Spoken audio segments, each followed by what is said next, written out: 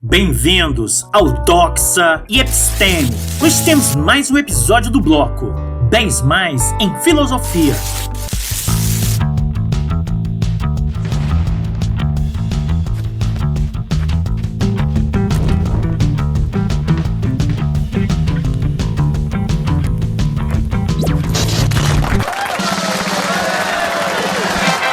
Bertrand Russell, britânico, século XX, 1872 a 1970. Igualmente famoso por seu trabalho em lógica e pelas várias aventuras românticas, Russell foi um pensador fértil que mudava muito de ideia e teve enorme influência. Desde cedo, Russell fascinou-se com a matemática, estudo que despertou interesses filosóficos. Mais tarde na vida, sintetizou sua história intelectual dizendo que, quando ficou estúpido demais para a matemática, passou para a filosofia, e quando se tornou estúpido demais para a filosofia, passou para a história. Russell escreveu sobre uma ampla variedade de temas e costumava ter muitas coisas interessantes para dizer. A democracia, por exemplo, tem pelo menos um mérito. As autoridades eleitas não podem ser mais estúpidas do que o eleitorado, pois, por mais estúpida que seja a autoridade, o povo foi ainda mais estúpido por votar nela. É a preocupação com os bens, mais do que qualquer outra coisa, que impedem os homens de viver livre e nobremente.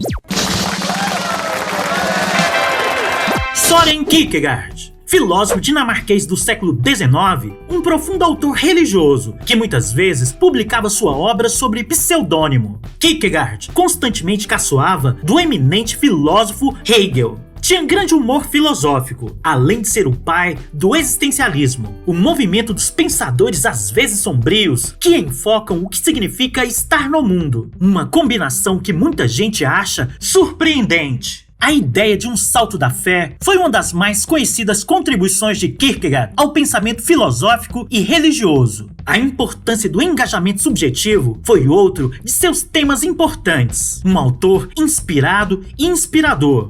Ele certa vez escreveu um livro de 100 páginas, Fragmentos Filosóficos, e mais tarde publicou um pós-escrito a ele, com mais de 500 páginas, pós-escrito não científico conclusivo. O maior de todos os riscos é perder o próprio eu. Pode ocorrer silenciosamente no mundo, como se não fosse absolutamente nada. Nenhuma outra perda pode ocorrer tão silenciosamente. Qualquer outra perda de um braço, uma perna, $5, uma esposa, etc., será de certo observado.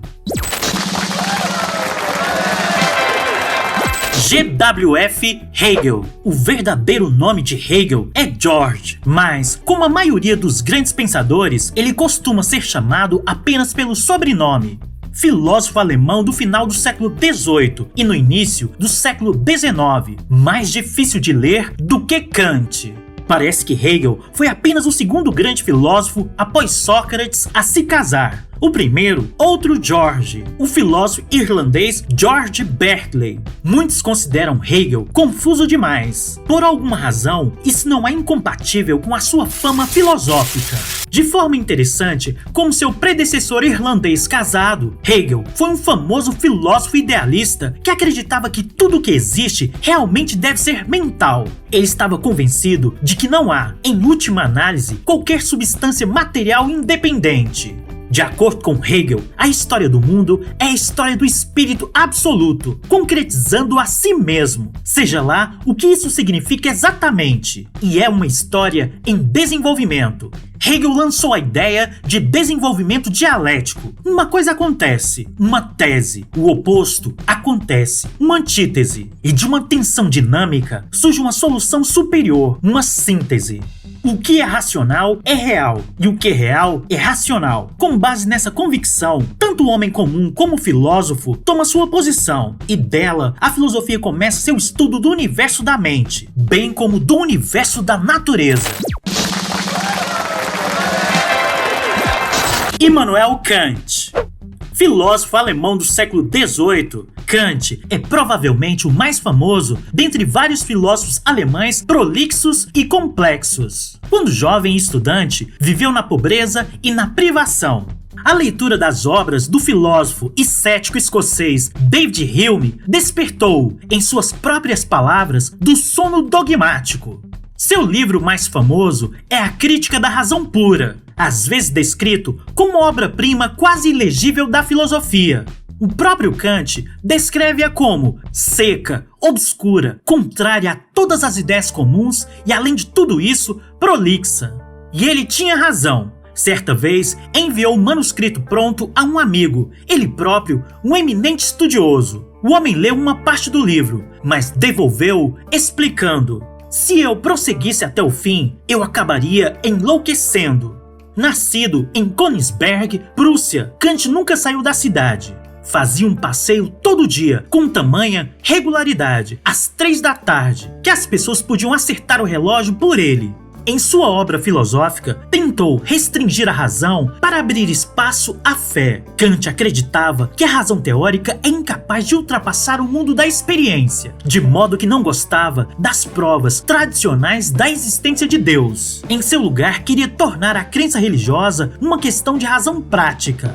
Kant preferiu a filosofia ao casamento, devido a um problema médico que dá calafrios, de modo que não falaremos sobre ele. Sua distinção mais famosa, o mundo fenomênico, as coisas como aparecem para nós, e o mundo numênico, as coisas como são em si. A moralidade não é propriamente a doutrina de como podemos nos tornar felizes, mas como podemos nos tornar dignos da felicidade. René Descartes, francês do século XVII, muitas vezes chamado de pai da filosofia moderna. Descartes passou grande parte da vida pesquisando um meio de unificar todo o conhecimento humano, mas, em seus últimos anos, foi cativado pelo problema de como evitar que seus cabelos ficassem grisalhos. Na metade de sua vida de pesquisa, Descartes declarou certa vez que uma mulher bonita, um bom livro e um pregador perfeito eram, dentre todas as coisas do mundo, as mais difíceis de achar. Não basta ter uma boa mente, o principal é usá-la bem. Esse filósofo começou sua obra mais famosa com um questionamento cético em busca de uma verdade indubitável, que servisse de fundamento para todo o conhecimento. A verdade, cogito, ergo sum, penso, logo existo. Essa descoberta e a convicção de que Deus não era um impostor ajudaram-no a parar de temer que a vida fosse um sonho ou uma ilusão tramada por um gênio maligno. Em grande parte da vida, Descartes cultivou um hábito famoso. Permanecia na cama meditando diariamente até o meio-dia, até que cometeu o terrível erro de aceitar o cargo de preceptor pessoal de filosofia da rainha da Suécia, que o obrigou a levantar todos os dias antes das 5 da madrugada. Em poucos meses, ele morreu. Guilherme de Ockham, lutador intelectual conhecido como Doutor Invencível, franciscano inglês do século XIV.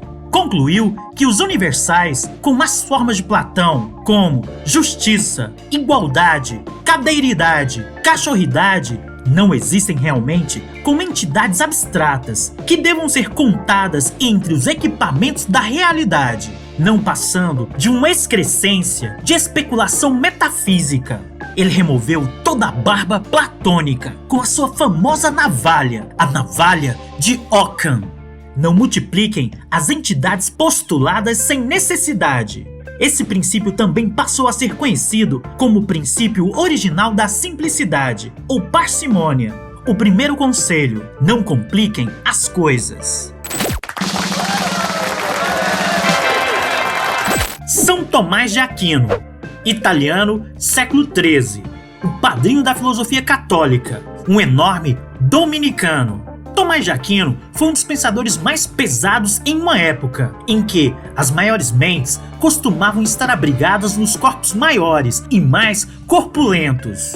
Época apropriadamente conhecida como Idade Média, corroborando o princípio metafísico medieval de que os efeitos assemelham-se às causas. Sua produção literária costuma ser descrita como enormemente volumosa. São Tomás de Aquino foi provavelmente o maior pensador cristão individual de todos os tempos. Uma de suas mais famosas contribuições passou a ser conhecida como os 5 caminhos, ou 5 argumentos a favor da existência de Deus. O mais famoso é conhecido como argumento cosmológico. São Tomás de Aquino definitivamente floresceu tardiamente. Seus professores e colegas chamavam-no boi mudo. Somente um professor foi perspicaz o suficiente para divergir dessa opinião. Alberto Magno certa vez anunciou: "Vocês o chamam de boi mudo, pois afirmo que o boi mudo vai bramir tão alto que seus bramidos encherão o mundo."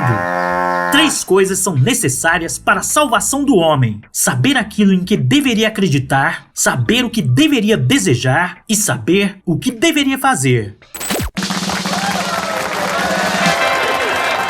Aristóteles. Século IV a.C., melhor aluno de Platão, que acabou se tornando o bem remunerado preceptor de Alexandre Magno, provavelmente o filósofo mais bem pago da história. Aristóteles abriu sua própria escola filosófica aos 50 anos. Viveu apenas mais 10 anos, mas espantosamente produziu quase 1000 livros, dos quais apenas poucos sobreviveram. Todos os homens, por natureza, desejam o conhecimento. Um tema-chave do pensamento de Aristóteles é a felicidade, eudaimonia, que segundo ele é o objetivo da vida. Aristóteles se preocupou com o além bem menos do que Platão. Ele voluntariamente se exilou de Atenas, quando as condições se tornaram politicamente perigosas para ele. Em suas palavras, para que Atenas não peque duplamente contra a filosofia, se referindo, claro, a Sócrates. No tocante à excelência, não basta conhecê-la, mas devemos tentar tê-la e usá-la. Platão. Meados do século V e meados do século IV AC, grego. Um homem aristocrata, cheio de dinheiro, com um físico esplêndido. Platão certa vez ganhou 2 prêmios em um torneio de luta. Seu nome verdadeiro e pouco conhecido era Aristócles. Platão não passava de um apelido dado pelos amigos, cuja conotação original fazia referência aos seus ombros largos. Platão tornou-se um discípulo entusiasmado e talentoso de Sócrates e escreveu famosos diálogos, apresentando seu mestre em disputas verbais com oponentes. Nosso lutador acreditava na pré-existência e na imortalidade da alma, sustentando que a vida não passa do aprisionamento da alma em um corpo. Além do mundo físico, existe um domínio celeste com maior realidade, consistindo em formas, ideias e ideais, como a igualdade, a justiça, a humanidade e assim por diante. Imagem conhecida: Caverna de Platão. Platão sustentou que somos todos como homens acorrentados em uma caverna, fitando uma parede, vendo apenas reflexos e sombras e tomando-as pelas coisas reais. As realidades substanciais estão fora da caverna, além do que nossos sentidos conseguem agora nos mostrar. Como suprema realização, escreveu o famoso tratado A República, sobre a sociedade ideal, em que expressa o pensamento de que um filósofo, entre todas as pessoas, é aquele que deveria ser o rei. Grande surpresa! Sócrates. Século V a.C., grego. Pense em uma pergunta boba. Quem veio primeiro, Sócrates ou os pré-socráticos? Sócrates foi o filósofo urbano da antiga Atenas, acusado de corromper a juventude e condenado por isso. Seu único crime real foi constranger e irritar várias pessoas importantes. Embora digam que ele tinha um rosto criminosamente feio, sua punição foi a pena de morte. E ao lhe perguntarem o que achava que merecia, ele sugeriu casa e comida grátis. Ele não obteve a comida grátis, mas recebeu uma cela grátis por um pequeno período e algo para beber, o veneno cicuta. Citação famosa: a vida não examinada não vale a pena ser vivida. Tendo o mínimo de desejos, estou mais próximo dos deuses. Sócrates não escreveu livros. Ele gostava apenas de fazer perguntas sondadoras e às vezes humilhantes, que deram origem ao seu famoso método, a maiêutica. Esse filósofo de rua fez sua carreira desmascarando falastrões. Ao lhe contarem que o oráculo de Delfos declarara que ele era o homem mais sábio de Atenas, mostrou-se muito perplexo. E para entender o que o oráculo queria dizer com isso, começou a questionar os cidadãos na cidade, em uma tentativa de encontrar alguém mais sábio do que ele. E sua descoberta surpreende. Ele era o mais sábio. Todos eles se acreditavam dotados de uma sabedoria que não tinham. Sócrates era o único que percebia nada saber, sendo por isso o mais sábio de todos. Ou pelo menos foi o que esse sujeito original e sábio alegou, antes da sua carreira filosófica acabar de forma trágica. Oi, caso você tenha gostado do vídeo, dê um like, assine e compartilhe com os amigos. Todo comentário é bem-vindo. Forte abraço e vitória sempre!